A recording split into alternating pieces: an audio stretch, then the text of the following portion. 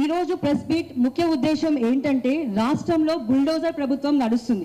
దానికి ఉదాహరణ ఖమ్మం జిల్లాలో వెలుగుమట్టలో జరుగుతున్న భూదాన్ భూములపైన బుల్డోజర్ పంపించి రాత్రికి రాత్రి అక్కడ నివసిస్తున్న పేదల్ని పిల్లల్ని కూడా చూడకుండా అన్యాయంగా వాళ్ళ ఇల్లులు కూల్చడం జరిగింది.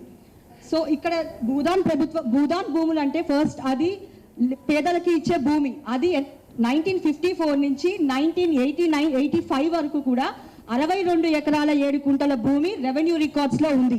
కానీ ఇక్కడ ఒక విషయం గ్రహించాలి. 1898లో ప్రైవేటీకరణ చేసి కొంతమంది రిజిస్ట్రేషన్స్ చేసుకున్నారు. ఆ రిజిస్ట్రేషన్స్ని 2013లో హైకోర్టు క్యాన్సిల్ చేసింది. హైకోర్టు క్యాన్సిల్ చేసిన తర్వాత కూడా వాళ్ళు గవర్నమెంట్ అప్పుడున్న కాంగ్రెస్ గవర్నమెంట్ కావచ్చు ఉమ్మడి ఆంధ్రప్రదేశ్లో ఆ సపోర్ట్తో వాళ్ళు ఇంకా పొజిషన్లో ఉండి అది మా భూమి అని చెప్పేసి అక్కడ వాళ్ళు పెద్ద పెద్ద భవనాలు కట్టుకొని నివసిస్తున్నారు. సో ఇంకొక పక్కన వేరే మంత్రి గారి అనుచరులు వేరే రకరకాల బిల్డింగులు రకరకాల రియల్ ఎస్టేట్ వ్యాపారం చేస్తున్నారు. మధ్యలో ఈ భూదాన్ భూములు 30 ఎకరాల భూమి ఉంది. సో ఇక్కడ పేదలు నివసిస్తున్నారు. వీళ్ళని ఎట్లయినా తీసేయాలనేదే వాళ్ళ ముఖ్య ఉద్దేశం. అండ్ నేను మొన్న పొంగులేటి శ్రీనివాస్ రెడ్డి గారు ఒక స్టేట్మెంట్ ఇచ్చారు. 2023 జూలై 17లో బీఆర్ఎస్ పార్టీ చేసింది అని.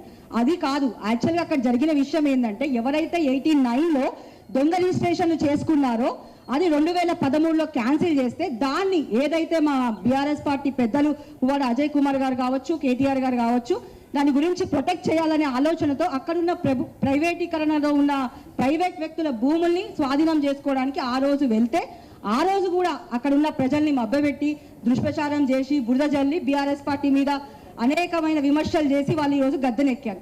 సో వాళ్ళ ప్రభుత్వం వచ్చిన తర్వాత వాళ్ళు ఏదైతే చేయాలనుకున్నారో అది ఈరోజు చేశారు. మనం సాక్షాత్తు చూస్తున్నాం. అండ్ ఇంకొక విషయము ఇక్కడ హైకోర్టులో చాలా ఆర్డర్స్ ఉన్నాయి. ఒకటి 2017లో ఉన్నాయి, 2019లో ఉన్నాయి, 2021లో కూడా ఉన్నాయి. ఏంటి అయ్యా అంటే రెవెన్యూ షుడ్ నాట్ ఇంటర్ఫియర్, ఇంకొకటి డెమలిషన్ చెయ్యొద్దు అని చెప్పేసి కూడా ఆర్డర్స్ ఉన్నాయి. అయినా కూడా కోర్టుని ఉల్లంఘన చేసి డెమాలిష్ చేశారు. అది ఎంత పెద్ద నేరం అనేది అందరికీ తెలిసిందే. సో దాని ప్రకారం కూడా మేము లీగల్గా ఫైట్ చేస్తాము, కోర్టులో కంటెంప్ట్ చేస్తాము. ఎవరైతే ఇంతకు ముందున్న అడ్వకేట్స్తో కలిసి మేము దాన్ని ముందుకు తీసుకెళ్తాము.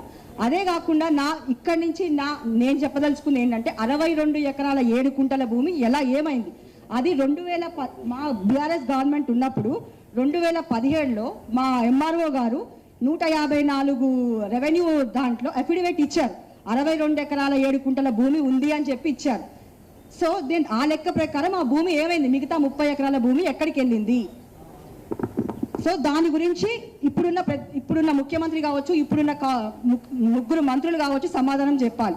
తుమ్మల గారు మొన్న ఒక విషయం చెప్పారు, లీగల్గా ఎలా ఉంటే అలా ప్రొసీడ్ అవుతాము అని చెప్పేసి.